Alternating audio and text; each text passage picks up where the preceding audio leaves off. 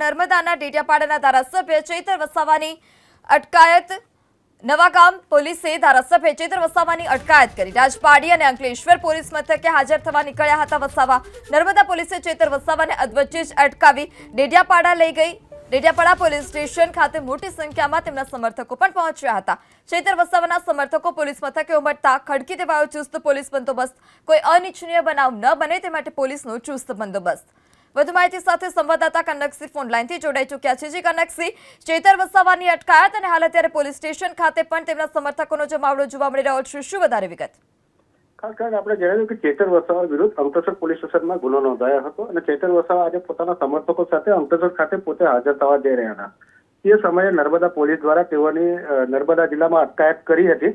અટકાયત કર્યા બાદ પોલીસ અને ચૈતર વસાવા વચ્ચે ઉગ્ર ટાપાટાપી પણ થઈ હતી અને ત્યારબાદ ચૈતર વસાવાને ડેડિયાપાડા પોલીસ સ્ટેશન ખાતે હાલ લઈ જવામાં આવ્યા છે, જ્યાં મોટી સંખ્યામાં એના સમર્થકો ઉમટી પડ્યા છે। જી કનકસિંહ, સમગ્ર માહિતી બદલ આભાર।